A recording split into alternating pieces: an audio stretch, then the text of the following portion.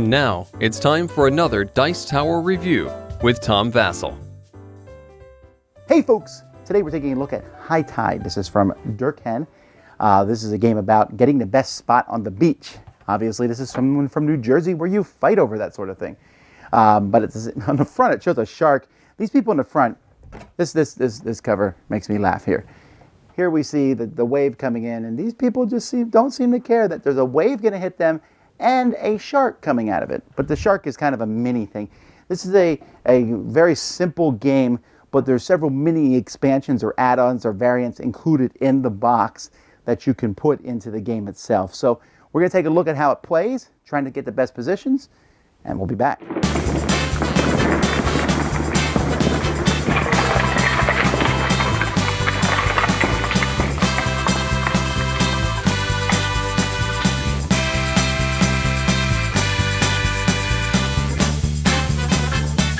There's two sides of the board. I'm showing you the 3 to 4 player side. The other side is 5 to 6. They play pretty much exactly the same way.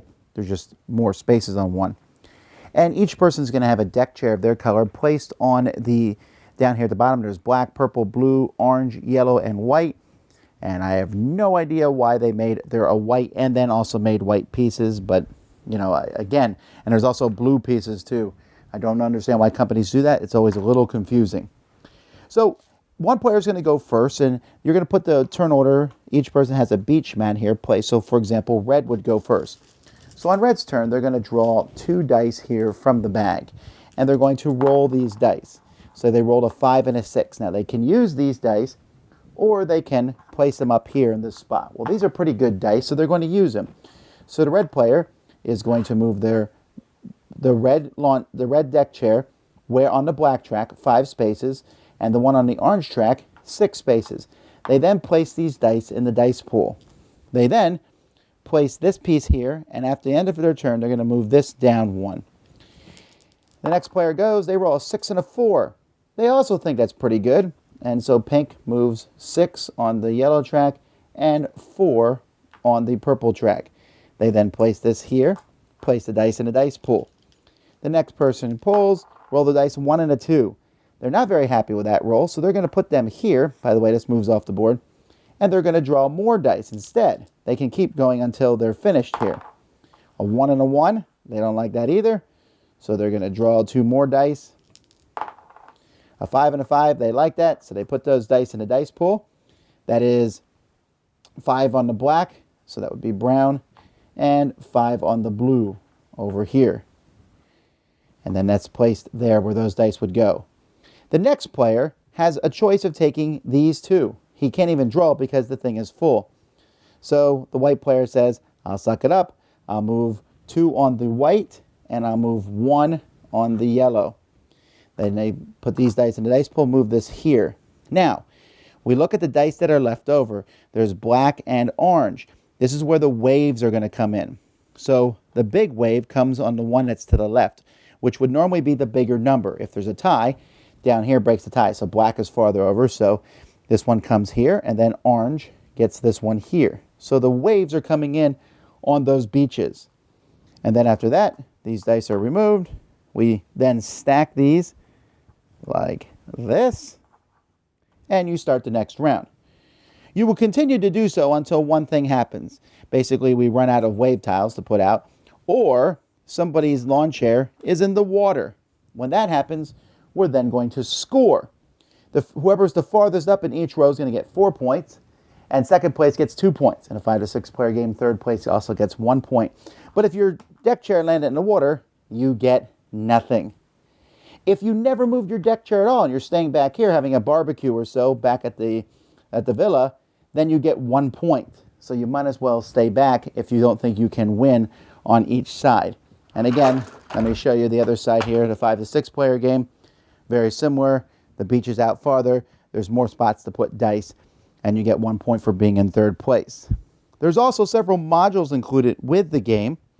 I'm going to go in them from the least interesting to the most interesting. There's a shark module where each turn of the game you'll draw one of these, and it's going to show that sharks are coming in, and how far are they going to go. It's going to make the person in first place move back a certain amount. So this will make you move back 3.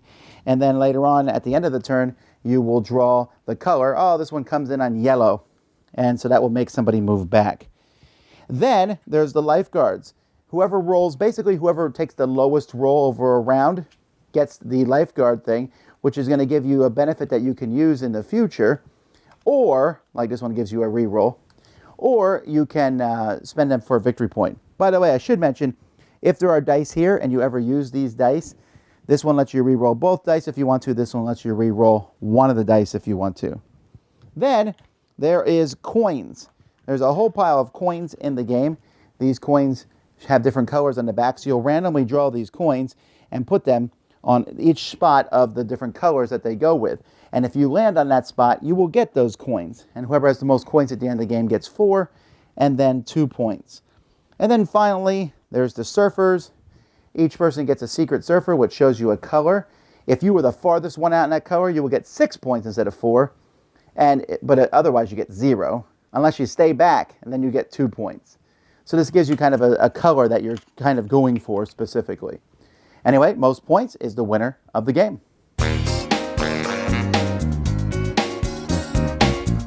Okay, the components here are fun. It's the very bright beach. I love the theming of this game, right? It could have been anything like the first to build a castle for King Hubakafa. No, instead we are on the beach. Great. That's a cool theme. Although, I mean, I'm not sure why you want to get as close. Well, I guess you want to get as close to war as possible, but if it's coming in, I think I would move back. First of all, you got to play with some of those variants. You really do. The base game is just too simple. It's too simple, and it's kind of lucky. You pull the dice and roll them. But you add in the ones, like, for example, the coins. Now you might go slower just to get a better coin on the path. Or when you add in, I would play easily with the coins, with the surfers, and the lifeguards. I play with those 3 every time. I can take or leave sharks. But those 3, the lifeguard's great because if you do roll the lowest roll, you get a benefit on the future turns. That's great. The surfers gives you something to concentrate on, and then the coins gives you maybe a reason why you would pick certain numbers. That suddenly, when you add those 3 in, when you roll the dice, you're like, that's the one I'm going to pick. Now, moving that little thing down basically constrains the number of choices player 1 has, but it's kind of a fiddly, annoying mechanism, we found. It's like, oh, you put this piece here, and every turn you move that down 1, so you have fewer choices, but the first player is going to roll the dice and decide to keep them or not. I guess it's to stop them from filling up the whole spot so that the next players have no choices. But many times when you're the last player, you have no choice. Well, you always have a choice, right? You're always going to have 2 sets to pick from. But I don't know. I feel like that the last player still is like, but suddenly with those 2 choices, if you're adding coins and surfers and other things, those 2 choices matter. And it does matter even in the base game because the dice you don't pick are where the waves are going to come in. And sometimes there's 2 dice of the same color, which means you really shoot up far. Games can be pretty quick, or they can last, I would say, 30 minutes to 45, which is about the time that this game should take. And I like it with those other things added. Just the base game, a little too blasé for me, but I think the theme is good. I like the idea of rolling dice and moving up on the tracks. That's kind of fun. You want to move far or not at all, which could give you points. And then I just like the idea of watching the waves come in and you're like, the theme actually comes a little bit to life with those waves coming in. So not an amazing game, but a fun, interesting one, especially when you add in the variants in the back. That's High Tide. Dice Tower Judgment approved. Thanks so much for watching the Dice Tower videos. Find more great videos and reviews as well as our top-rated audio podcast at Dicetower.com. You can also find other great shows at Dicetowernetwork.com. I'm Eric Summerer, and you've been watching The Dice Tower. The Dice Tower is sponsored by Cool Stuff Inc., where you can find great games for great prices. Cool stuff in stock. Check them out at CoolStuffInc.com. Shut the door!